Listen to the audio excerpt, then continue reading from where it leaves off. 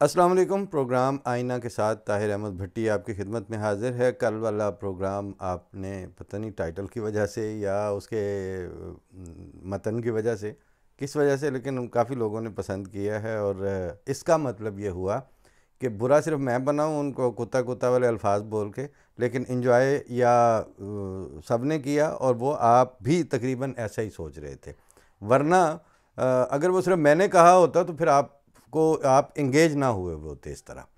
لہٰذا یہ تو تھا ایک وہ رد عمل جو جیسا وہاں پہ طبقہ ہے اور جس طرح کے اس کے سامنے ٹارگٹس اور ایجنڈاز ہیں، اس میں یہی سوٹ کرتا تھا۔ مجھے کسی بات پہ کوئی گرج نہیں ہے، آئی فیل ویری مچ کمفرٹیبل کہ ہاں یہی بنتا تھا۔ اب دیکھیں کہ دنیا میں اس وقت کیسے چل کیا رہا ہے، ہو کیا رہا ہے، لوگ مطلب انڈیویجول افراد، ینگسٹرز وہ کیسے فیل کر رہے ہیں۔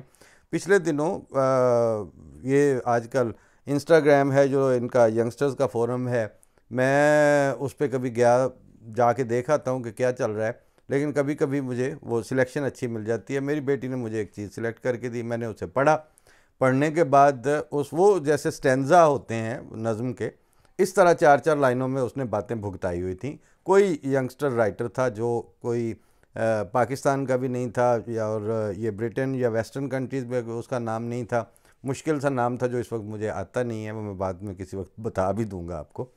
لیکن بہرحال اس کو خود پڑھنے کے بعد جب سمجھ آیا کہ اب کچھ دوستوں سے اس کا شیئر کیا متن، پھر ہماری ایک کولیگ ہیں، اللہ تعالیٰ ان کو جزا دے، انہوں نے اس کو فوری طور پر ترجمہ کر دیا اردو میں۔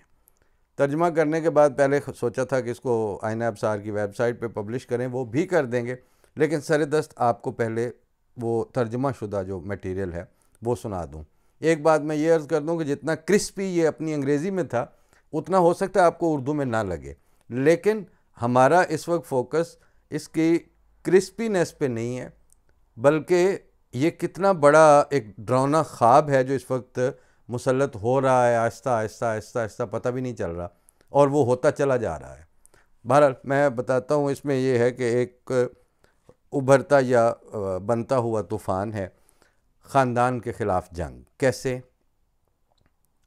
یہ صرف تمہارے جسم پر حملہ نہیں تھا، وہ تمہاری نسلوں کے پیچھے ہیں۔ یہ سیاست کا نہیں، اقتدار کا کھیل ہے، اور اقتدار خاندان سے نفرت کرتا ہے۔ کیوں؟ اس لیے کہ خاندان انسان کی پہلی اور قدیم ترین پناہ گاہ ہے۔ امریکن پریزیڈنٹس کی سپیچز میں کبھی کبھی سننے کو ملتا ہے، یہ جو فلموں میں سپیچز ہوتی ہیں کہ فیملی فرسٹ، تو یہ وہی بات ہے کہ واقعی انسان کا خاندان، اس کی فیملی پہلے اولیت رکھتی ہے اس کے لیے۔ اس لیے کہ خاندان انسان کی پہلی اور قدیم ترین پناہ گاہ ہے۔ جب تم روایت، نسب، وفاداری اور محبت میں جڑے ہوئے ہوتے ہو تو تمہیں ریاست کی حاجت نہیں ہوتی، نہ ان کی دوائیں درکار ہوتی ہیں، نہ ان کا مصنوعی کھانا، نہ ان کا نظام تعلیم، اور نہ ہی ان کی ایکسیپٹنس یعنی اپروول۔ انہوں نے منظوری ترجمہ کیا ہوا ہے، جو کہ بہرحال ٹھیک ہے۔ پس انہوں نے اعلان جنگ کر دیا۔ پہلا وار کس پہ کیا؟ پہلا وار باپ کی شخصیت پر۔ مردانگی کو زہر کہا گیا، قیادت کو کنٹرول کا نام دیا گیا، طاقت کو محکومی سے بدل دیا گیا، اور جب مرد محافظ نہ رہے تو سب کچھ شکار بنے گا۔ اگلا حملہ ماں کی عظمت پر، زرخیزی کو، یعنی زرخیزی سے مراد جسے وہ فرٹیلیٹی کہتے ہیں، زرخیزی زیادہ تر زمین کے ساتھ ہے، فرٹیلیٹی جو ہے وہ بچہ پیدا کرنے کے قابل ہونا، حاملہ ہونے کی اہلیت رکھنا، اس کا انہوں نے ترجمہ زرخیزی کیا۔ اس کو یعنی فرٹیلیٹی کو ایک بیماری بنا دیا گیا، حمل کو صنعت میں، انڈسٹری میں بدل دیا گیا، ماں بننے کو مقدس کی بجائے سیکنڈری ثانوی حیثیت قرار دے دیا گیا، کیریئر کو اولاد پر ترجیح دی گئی، رحم مادر کرائے پر چڑھا دیا گیا، اسقاط حمل کو آزادی کا نام دیا گیا۔ انہوں نے دعویٰ کیا کہ یہ عورت کی آزادی ہے، لیکن حقیقت یہ ہے کہ فیمنزم کو عورت کو آزاد کرنے کے لیے نہیں بلکہ قابو میں رکھنے کے لیے انٹروڈیوس کروایا گیا ہے۔ اس کا مقصد تھا کہ آبادی کے باقی نصف حصے پر بھی ٹیکس لگانا، گھر توڑنا، بچوں کو جلد از جلد ریاستی اسکولوں کے حوالے کرنا اور باپ کی جگہ حکومت کو دینا۔ انہوں نے خاندان کو توڑا اور اسے ترقی کہا۔ اب کیا ہو رہا ہے؟ مرد اور عورت دونوں محنت کر رہے ہیں، لیکن پھر بھی ایک باوقار زندگی کا خرچ نہیں اٹھا سکتے۔ اور بچے، وہ ان درس گاہوں میں بیٹھے ہیں جہاں ان کی شناخت مسخ کی جا رہی ہے اور اقدار مٹائی جا رہی ہیں۔ یہ کبھی بھی حقوق کی جنگ نہیں تھی، یہ تو خاندان کے پلرز اور ستون گرانے کی جنگ تھی، سازش تھی۔ اگلا نشانہ بچے۔ چلنے سے پہلے ان کے ہاتھ میں آئی پیڈ تھما دیا گیا، یعنی ابھی وہ رڑنے جوگا نہیں ہوا بچہ، آئی پیڈ پہ وہ وہیں پڑا ہوا ہے۔ دوڑنے سے پہلے اے ڈی ایچ ڈی کی گولیاں دے دی گئیں، پھر انہیں ماسک پہنائے گئے، انہیں انجیکشن لگائے گئے، ان کے دل و دماغ الجھا دیے گئے، اور اب انہیں سکھایا جا رہا ہے کہ ریاست تمہارے ماں باپ سے بہتر تمہیں جانتی ہے۔ تقسیم کرو، حکومت کرو، خاندان جو دل کرے بنا لو، جہاں دل چاہے نیا خاندان۔ بلکہ کل ایک کسی نے میم ڈالی ہوئی تھی کہ میں اپنا نیا خاندان شروع کرنے لگا ہوں، جس نے میرے اس میں کزن کے طور پر ایڈجسٹ ہونا ہے وہ مجھے ڈی ایم پہ رابطہ کر لے۔ خاندان جو دل چاہے بنا لو، روایت وہ تو پرانی بات ہے، جنس یہ تو ایک پھسپھسا سا تصور ہے، سیال تصور، مایا سا تصور، یعنی کوئی کنکریٹ کانسیپٹ نہیں ہے جنس کا۔ شادی یہ ایک قید ہے، بچے بوجھ، ریاست وہی تمہیں بہتر پالے گی۔ انہوں نے اقدار کو یعنی ویلیوز کو نفرت انگیزی کا لیبل دیا اور گھروں کو میدان جنگ بنا دیا۔ اب حکومتیں تمہارے بچوں پر ملکیت کا دعویٰ کر رہی ہیں، اسکولوں میں جنس کی تبدیلی کو چھپایا جا رہا ہے، ڈاکٹر والدین کی اجازت کے بغیر دوائیں دے رہے ہیں، عدالتیں غلط خیالات رکھنے پر بچے چھین لیتی ہیں، ریاست خود کو نیا والدین سمجھنے لگی ہے، اور اگر تم نے مزاحمت کی تو تمہیں خطرہ قرار دیا جاتا ہے۔ یہ کوئی نئی بات نہیں، تاریخ گواہ ہے، ہر فاسد نظام نے سب سے پہلے خاندان پر وار کیا۔ کیوں؟ کیونکہ اگر وہ تمہارا خاندان توڑ دیں گے تو تمہاری پہچان مٹا دیں گے، اور جب تم بھول جاؤ گے کہ تم ہو کون تو تم ہر کسی کی اطاعت کرو گے۔ گویا بگ فارما کو ٹوٹے ہوئے خاندان سے منافع ہے، بگ ٹیک کو الجھے ہوئے بچوں سے فائدہ ہے، بگ گورنمنٹ کو بے باپ کے گھروں سے طاقت ملتی ہے۔ یہ سب کسی نظام کی خرابی کی بات نہیں ہو رہی، بلکہ نظام اپنی پوری کامیابی سے چل رہا ہے، لیکن ایک موڑ ایسا آ چکا ہے کہ لوگ جاگ رہے ہیں، اپنی جڑوں اور روٹس کی بنیاد کی طرف واپس لوٹ رہے ہیں، گھروں میں اسکول بنا رہے ہیں، ادویات کو خیر باد کہہ رہے ہیں، اپنے بچوں کو واپس لے رہے ہیں، اپنے قبیلے، اپنی برادری، اپنی شناخت کو پھر سے جوڑ رہے ہیں، کیونکہ خاندان بغاوت ہے۔ وہ تمہیں کمزور، منتشر اور مطیع دیکھنا چاہتے ہیں، لیکن تم ان اجداد کی اولاد ہو جو قحط، جنگ، جلاوطنی اور سلطنتوں سے بچ نکلے تھے۔ خاندان مر نہیں رہا، خاندان لڑ رہا ہے۔ اگر وہ خاندان پر قابو پا لیں تو وہ مستقبل پر قبضہ جما لیں گے، اور اگر ہم خاندان کا تحفظ کریں تو ہم انسانیت کو بچا سکتے ہیں۔ یہ صرف ثقافتی جنگ نہیں، یہ روحانی جنگ ہے، یہ نسلی ہے، یہ ذاتی ہے۔ اپنا فیصلہ دانش مندی سے کریں اور اپنا گروہ عقل مندی سے چنیں۔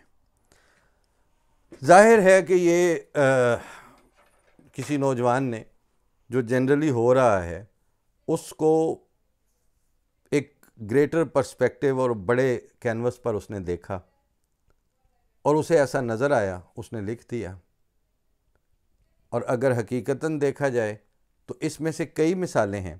ہمارے وہاں پاکستان میں دوست جنہوں نے قابلیت کے ساتھ پڑھا، اب پی ایچ ڈی یعنی بیوروکریسی کے ساتھ ساتھ پی ایچ ڈی کر رہے ہیں، شاید کر چکے ہوں، اور ایک دیانتدار قسم کا نفیس الطبیعت شخص، چونکہ وہ سرونگ ہے تو میں اس کا نام نہیں لے رہا،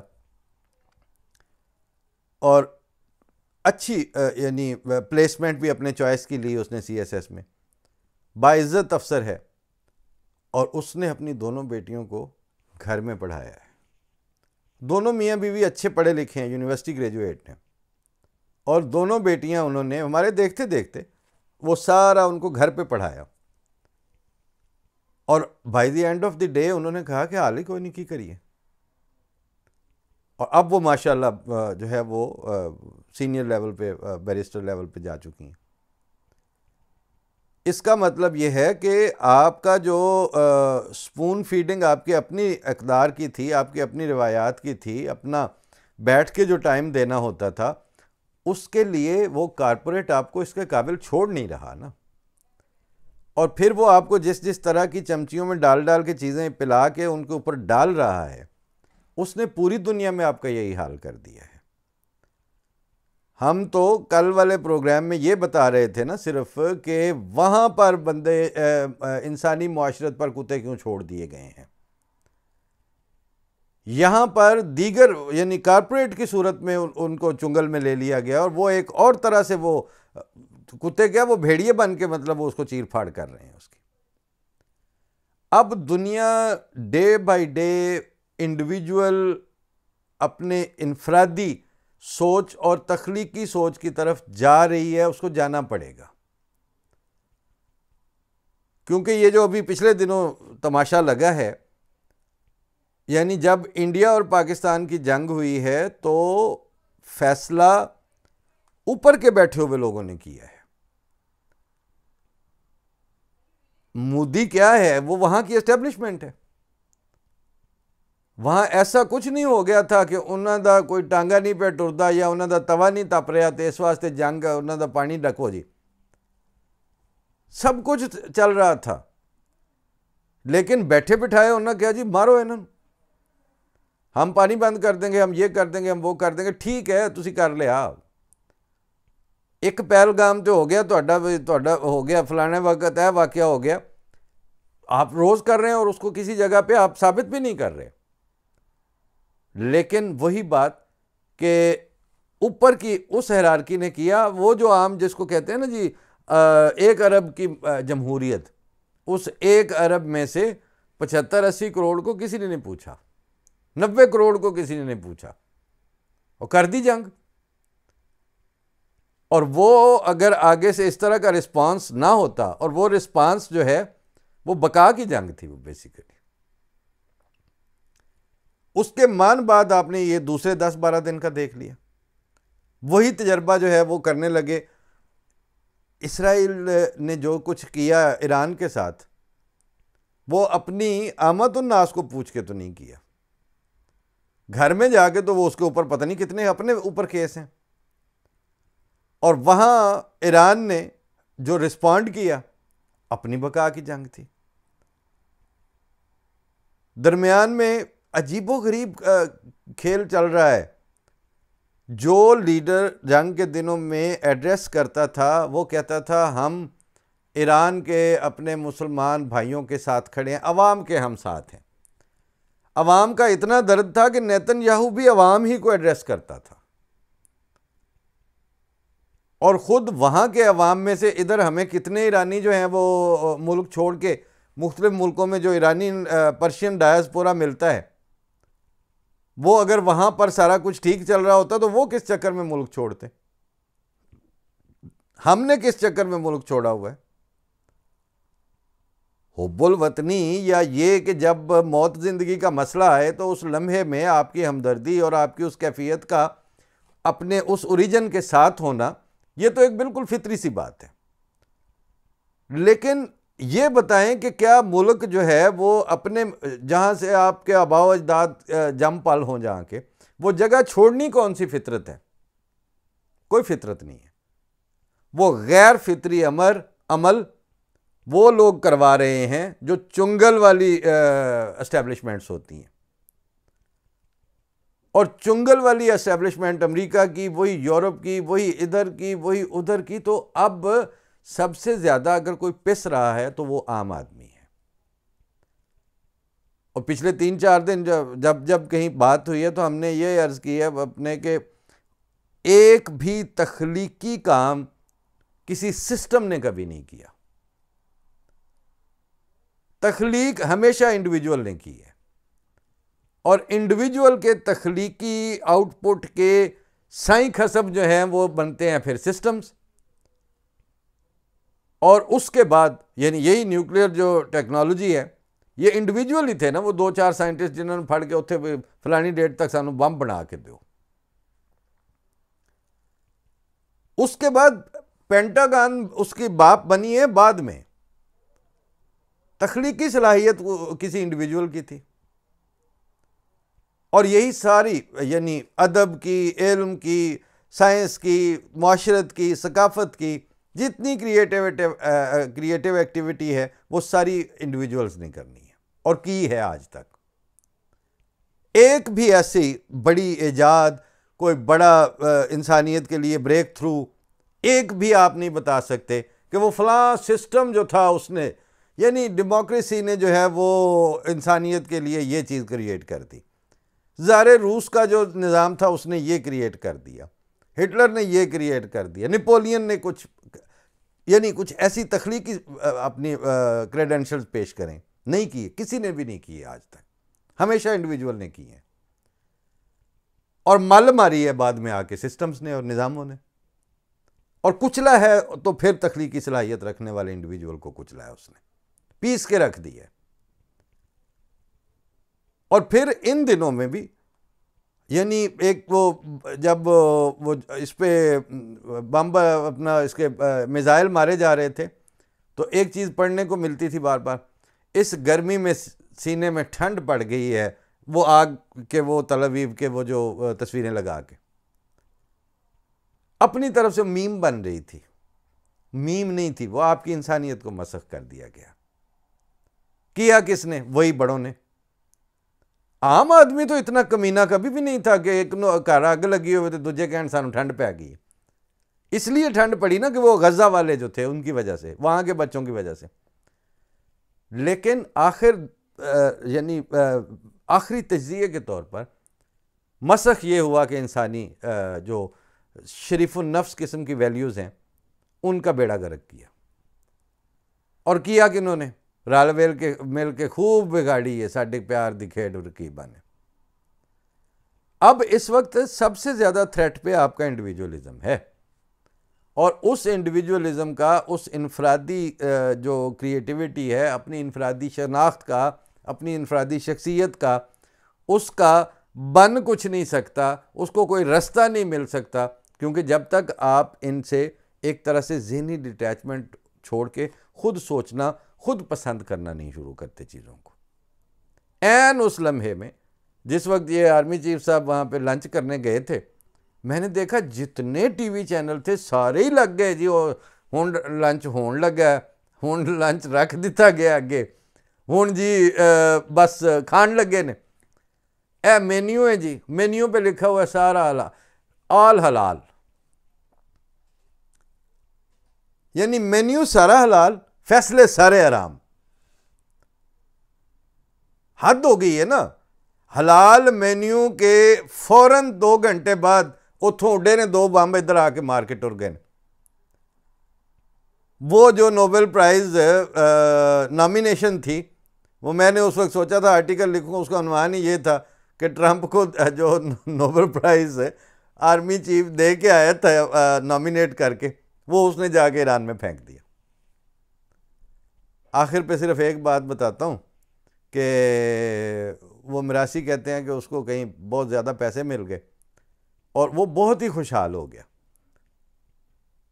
لوگوں اس کو سارے رشتہ دار اکٹھے ہو گئے بھی تیری اللہ نے بڑی بانھ پھڑی ہے، جیڑا بولے وہ آ کے تیری رب نے بڑی بانھ پھڑی ہے. وہ کہیں گیا تو اس نے جا کے تو وہ کریلے گوشت والوں کو ایڈوانس پیسے دے آئے، بوسکی کے کپڑے سلوا لیے، جو شوق تھے وہ سارے پورے کر کے خالی ہاتھ ہی گھر آیا تھا. کسی کو تو نہیں پتا تھا. پھر جب کسی نے کہا نا کہ تیری رب نے بڑی بانھ پھڑی، ہو سکیا رب نے تو بڑی پھڑی ہے، میری چھڈانی نہیں تو ویکھی، میں سارے کھا آیا. تو وہ جو ہے ٹرمپ نے جو ہے نا وہ فوری طور پر بانھ چھڑائی ہے کہ امن پسندی. کوئی امن شمن نہیں. یہ جس وقت میں آپ گزر رہے ہیں، یہ ساری انڈیویجولزم کی جو میں نے بین سنائی ہے نا آپ کو، یہ صرف اس لیے نہیں تھا کہ ادھر سے کچھ پڑھا تو اور آپ کو سنا دیا. یقین کریں کہ یہ اس وقت وہ ایک وقفہ لیا ہے دوبارہ بڑی باد امنی کے لیے گریٹر سٹیک ہولڈرز نے، اور اب بہتر ہے کہ اپنی جان بچانے کے لیے اور اپنے خاندان اور اپنے افراد خانہ اور اپنی ذاتی زندگی اور سروائیول کے تحفظ کے لیے انڈیپینڈنٹ اور دوسروں پر اور ان پر انحصار کیے بغیر یہ سوچنا شروع کریں کہ ہم پانی کب بچا سکتے ہیں، اور ہم واقعی کھانے کب سٹور کر سکتے ہیں، اور ہم ان کے جو بڑے بڑے جو پاور سینٹرز ہیں ان سے کتنا دور جا کے تو زندہ رہ سکتے ہیں، کیونکہ اب تک ان کے پاس بم وہ بہت ہیں، لیکن یہ جب بھی انہوں نے مارنے ہیں تو ایک ایک شہر کے لیے تو کریں گے وہاں پہ، جسے وہ کہتے ہیں کیلکولیٹڈ سٹرائک، مگر ایک ایک پنڈ اور دور دراز دے علاقے واسطے تو نہیں ایک ایک میزائل اور انہوں نے وہ وار ہیڈ رکھے ہوئے.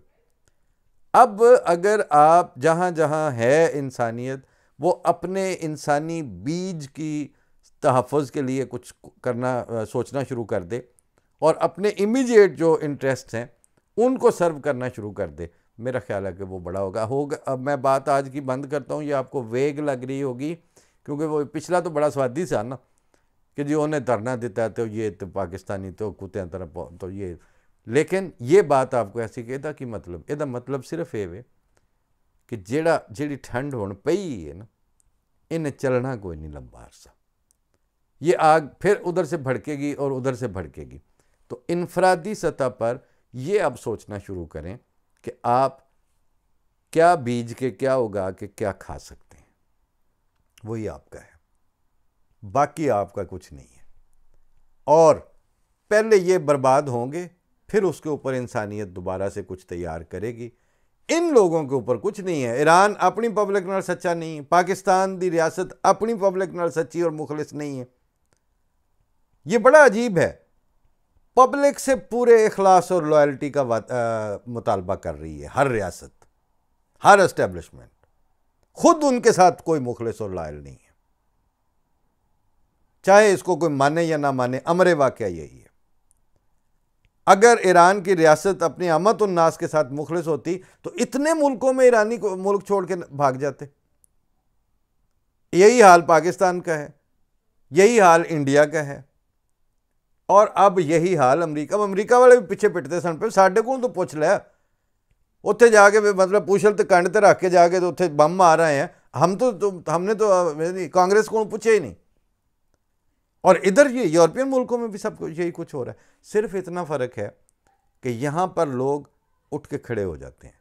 ہمارے ہاں جو ہے 1 ارب کی جمہوریت انڈیا کی اور 25 کروڑ کی پاکستان والی، ان میں سے اٹھ کے کھڑے ہونے والا کوئی نہیں ہے. ترکی والوں کا اٹھ کے کھڑے ہونے والا تھا، انہوں نے ان کے اندر بیٹھ کے اپنی حیثیت قائم رکھی ہوئی ہے. اٹھ کے کھڑے ہو کا پوچھنا اے کی کرن لگے ہو ساڈے نال، یعنی عام آدمی تو عام آدمی ہے نا. مسلم لیگ نون جو 30 سال سے حکومت کرتی ہوئی ہے، اس پارٹی کا چوتھا پاوا پرویز رشید ذرا سا بولا تو کس نے اس کو نل اینڈ وائڈ کروانے کے لیے آگے کیے؟ وہ کون ہے؟ یہ سارے کوئی نہیں جواب دے گا آپ کو. تو لہٰذا اس طرح سے کچھ سوچیں کہ اپنا لکھنا، اپنا پڑھنا، اپنا سوچنا، اپنا بیان کرنا شروع کریں. اور اس کے لیے ہماری بڑی ہمبل سی یہ ابتدا ہے، کوشش ہے. اللہ جانے اس کو کتنا پھل لگتا ہے، اللہ تعالیٰ بہتر جانتا ہے. بہرحال آج کی اجازت، پھر کل آپ کو پھر مزید کسی گفتگو کے ساتھ حاضر ہو جائیں گے. اللہ حافظ، السلام علیکم.